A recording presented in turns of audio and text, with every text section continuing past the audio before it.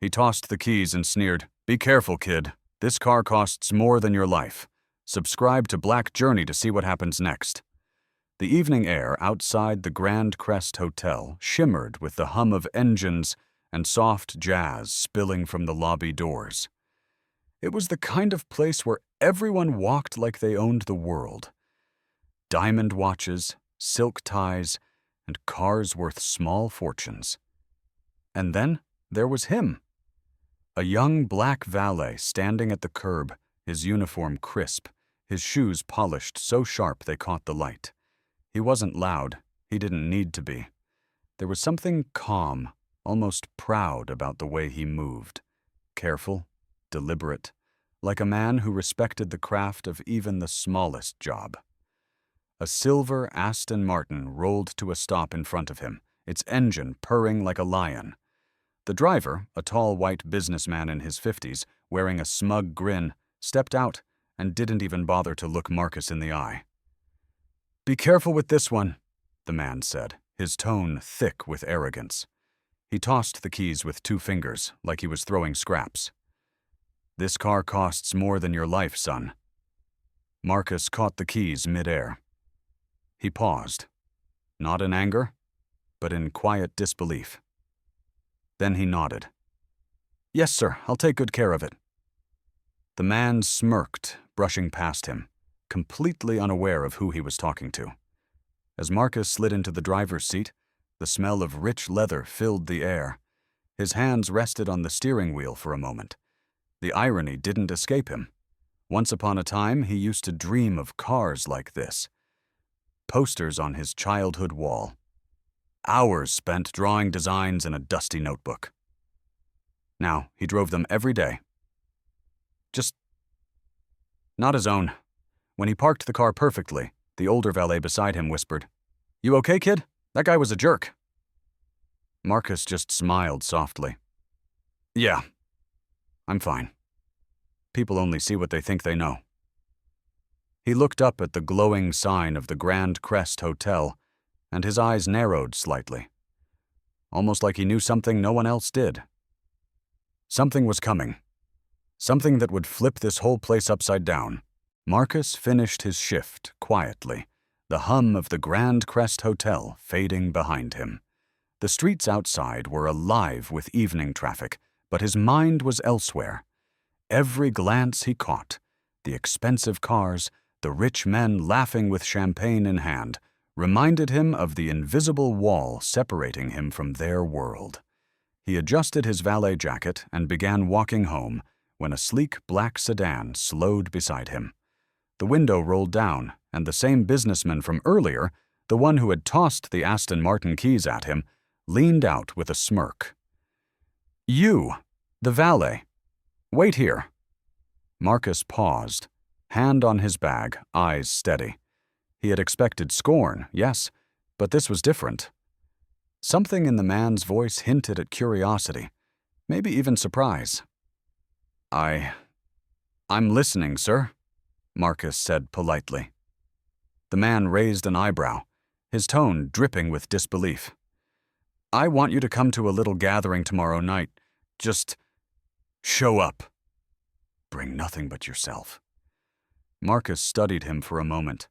The man was clearly skeptical, judging him, but he also noticed something subtle in the older man's eyes. A flicker of intrigue. Perhaps a trace of respect hiding under arrogance. "All right, sir," Marcus said. "I'll be there." The businessman scoffed as if dismissing the agreement, then drove off, leaving Marcus standing on the sidewalk. His heart raced. He had no idea what tomorrow would bring, but instinct told him this was important. The next day, Marcus arrived at the hotel, in clean clothes this time, carrying nothing but his quiet confidence. The lobby was as glamorous as ever, chandeliers sparkling, crystal glasses clinking, the air scented with luxury and power. The businessman spotted him immediately. His smirk faltered slightly. "You actually came?" he muttered. "Not many people like you do." Marcus didn't answer. He only smiled faintly, and followed him through the grand doors into a private lounge. The walls were lined with portraits of past investors, people who had built empires. He noticed their eyes seemed to follow him, judging him, like a silent reminder of where he stood. The businessman handed him a glass of water. "Sit," he said. "I have something to tell you. Or maybe test you." Marcus raised an eyebrow. "Test me, sir?" The older man leaned back. "Yes. You see, I've seen many young men like you. Hard-working, polite, but timid. I've also seen them fail when it matters most." Marcus stayed silent, as he always did. Words were cheap. Actions mattered more. The businessman continued, almost reluctantly. "Yesterday, you handled my car. With care. Most people in your position wouldn't have known what to do. They would have panicked, damaged it, or just given up. You didn't. You persevered." Marcus nodded slowly, the corners of his mouth lifting slightly. He had expected this moment. Not praise, but recognition. The man leaned forward, voice lowering. "I saw it in your eyes. Determination, intelligence, discipline. Not entitlement, not arrogance. Real potential. That's why I invited you here. You're going to have a chance, if you're willing to take it." Marcus felt a twinge of suspense. He knew opportunities like this were rare, almost mythical, and yet he didn't show excitement. His calm demeanor masked the storm of thoughts inside him. "Sir," he said softly, "I don't take chances lightly. I work hard, I learn fast, and I don't waste people's trust." The businessman studied him carefully, as if weighing his words against the energy in Marcus's eyes.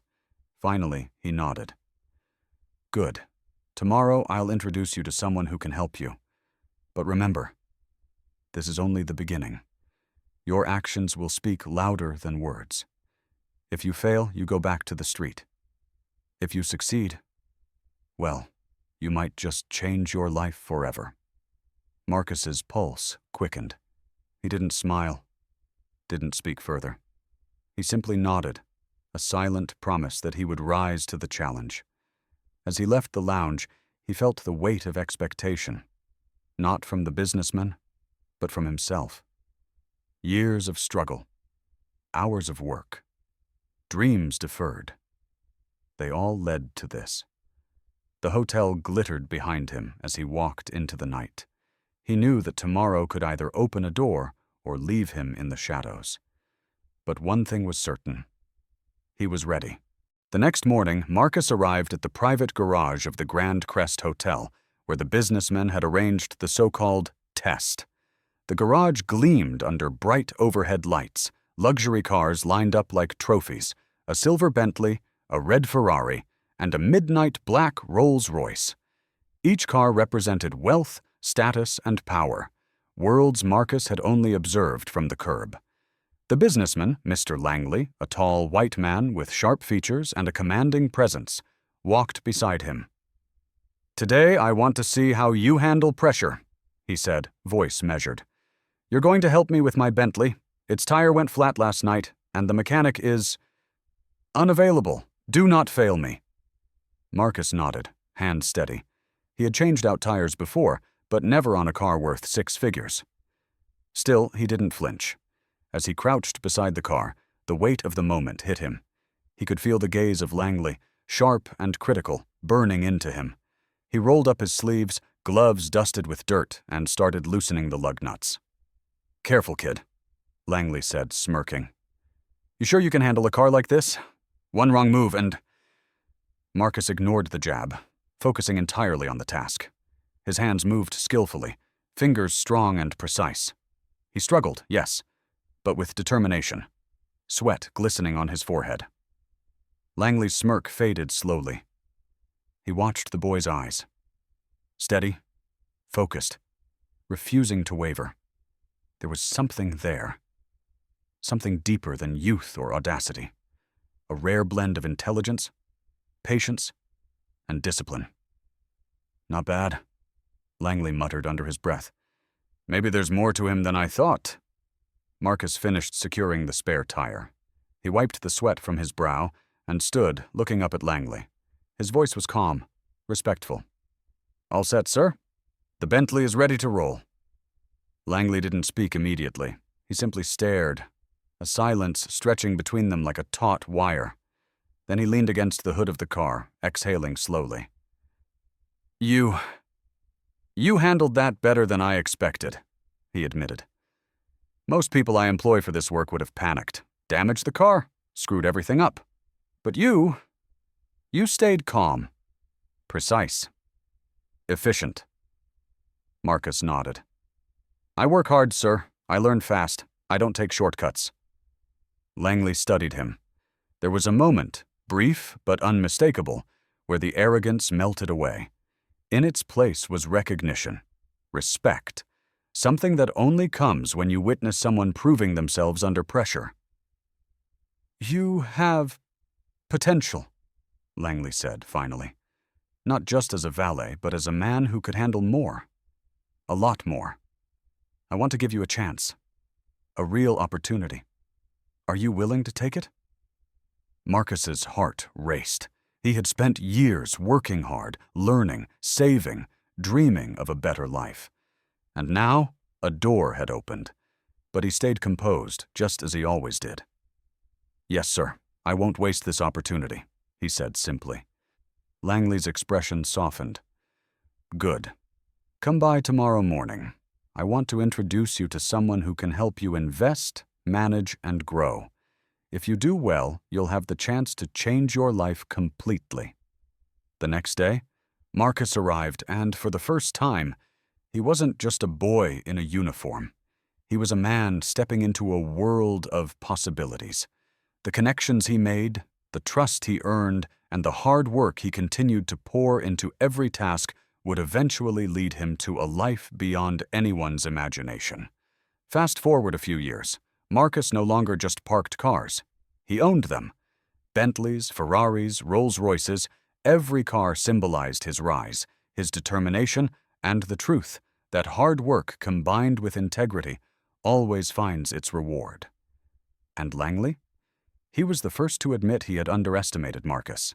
But now, the man he once sneered at had become a symbol of success, proving that vision, courage, and perseverance can transform any life. Marcus's journey wasn't just about luxury cars or wealth. It was about dignity, respect, and the power of never judging someone by their current position. His eyes, once filled with uncertainty under the harsh gaze of judgment, now sparkled with accomplishment and pride. Years passed, and Marcus's life transformed in ways no one could have predicted that day beside the flat tire. The young black boy who once knelt on the asphalt, hands dirty and heart pounding, was now a man who commanded respect wherever he went. His collection of luxury cars, Bentleys, Ferraris, Rolls-Royces, and Lamborghinis reflected not just wealth, but the journey of resilience, courage, and determination. The Grand Crest Hotel, where it all began, had become a symbol of his rise. Marcus returned often, not as a valet, but as a guest, a man whose presence quietly reminded everyone that hard work, integrity, and persistence could never be underestimated. One sunny afternoon, the same white businessman, Mr. Langley, now older and somewhat humbled by life's lessons, spotted Marcus pulling up in a sleek, black Bentley Continental GT. Langley's eyes widened slightly, disbelief shadowing his face. He had watched Marcus grow, heard whispers of his successes, but seeing him now, standing tall in polished attire, confidence radiating from every gesture, was something else entirely. Marcus stepped out of the car, adjusting his tailored jacket, hands steady. The sunlight reflected off the polished surface of the Bentley, glinting like a spotlight on his journey. Langley walked toward him, mask of composure barely hiding a mix of surprise and respect. "Marcus, I didn't expect," he began, his voice faltering. Marcus smiled, not arrogantly, but warmly. "You didn't expect what, sir? That hard work pays off?" Langley nodded slowly, swallowing hard. He could see it now. The boy he had underestimated, the one he had almost dismissed, had become a man whose eyes carried strength, wisdom, and dignity. "Do you remember the flat tire?" Marcus asked quietly, almost teasingly. Langley chuckled nervously. How could I forget? I thought you were just a kid trying to keep your job, and yet you handled it flawlessly." "That day taught me more than just changing a tire," Marcus said, his voice calm but powerful. "It taught me that people may judge you based on your appearance, your circumstances, or your skin. But actions, determination, and heart, that's what defines you. That's what builds your future." Langley was silent. Words failed him. He realized that the true wealth Marcus had earned wasn't in the cars or the money, but in his character, his resilience, and the life he had carved for himself. At that moment, Marcus's eyes caught a reflection of the other luxury cars he owned parked nearby. Each one a chapter of his journey, a symbol of persistence, sacrifice, and triumph. From the young boy struggling under a harsh gaze to a man commanding respect and success, the transformation was complete. Langley finally extended his hand. "Marcus, I underestimated you. I see now that you're extraordinary. You didn't just change that tire, you changed your destiny." Marcus shook his hand firmly. "Thank you, sir. That day wasn't just about a flat tire or helping someone. It was about proving to myself that I could rise, no matter what others thought of me." Word of Marcus's journey spread quickly. Local news outlets and social media began sharing the story. Young black valet helps millionaire with flat tire, now owns a fleet of luxury cars. The story went viral because it wasn't just about wealth, it was about perseverance, dignity, and the triumph of spirit. People were inspired, not by the luxury, but by the message of hope and resilience. At a charity event weeks later, Marcus stood before a crowd of hundreds, recounting his story. He spoke softly, but with conviction. "Don't let anyone judge your worth by what they see. Don't let circumstances define your future. Hard work, respect, and persistence will carry you farther than any privilege ever could. And remember, true wealth is not just money or cars, but the strength and integrity you carry within." The audience erupted in applause. Marcus's eyes shone with emotion, reflecting both humility and pride. From a young boy underestimated and mocked to a man celebrated for his determination, his journey had become a symbol of hope for countless others. And as he looked at his cars, each reflecting sunlight like trophies of perseverance, he knew this: it was never about the cars or the money. It was about the journey, the lessons learned, and the courage to rise above.